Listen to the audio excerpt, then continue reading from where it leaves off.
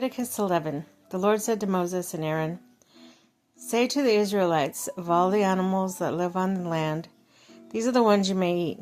You may eat any animal that has a divided hoof and that chews the cud. There are some that only chew cud and only have divided hooves.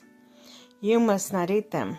The camel, though it chews the cud, does not have a divided hoof.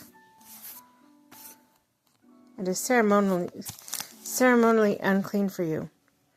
The hyrax, though it chews the cud, does not have a divided hoof. It is unclean for you. The rabbit, though it chews the cud, does not have a divided hoof. It is unclean for you. The pig, though it has divided hoof, does not chew the cud and is unclean for you. You must not eat their meat or touch their carcasses. They are unclean for you. Of all the creatures living in water, of the seas and of the streams, you may eat, that have fins and scales.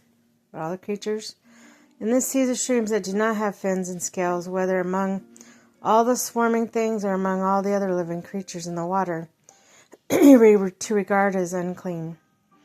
And once you are to regard them as unclean, you must not eat their meat. You must regard their carcass as unclean. Any living thing in the water that does not have fins and scales is to be regarded as unclean to you.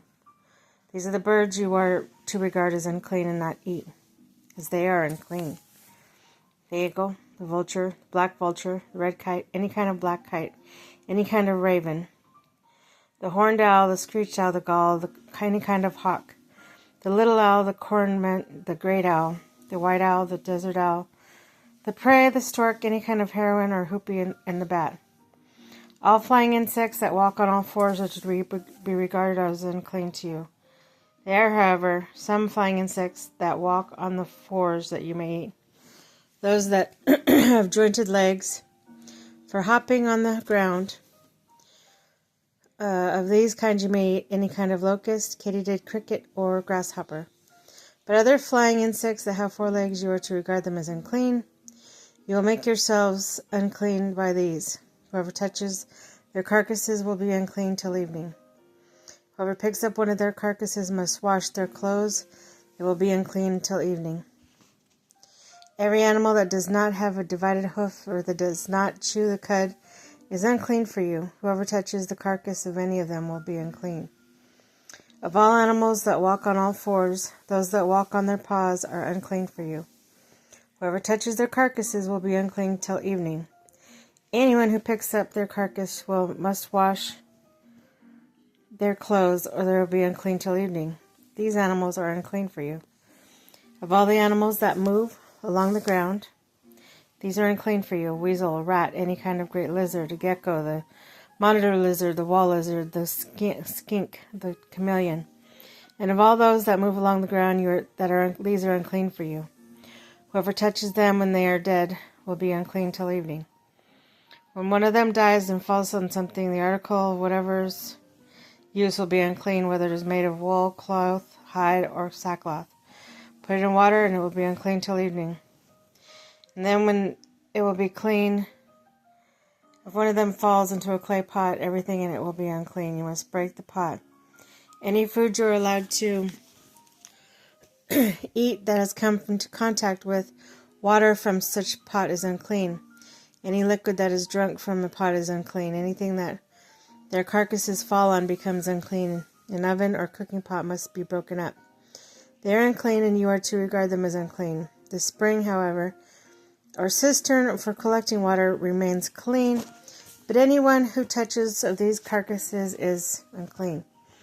If a carcass falls on any seed that are planted, they remain clean. But if water has been put into a seed, the carcass fails it is unclean for you.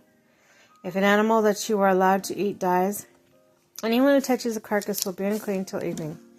Anyone who eats some of its carcass must wash their clothes, and it will be unclean till evening.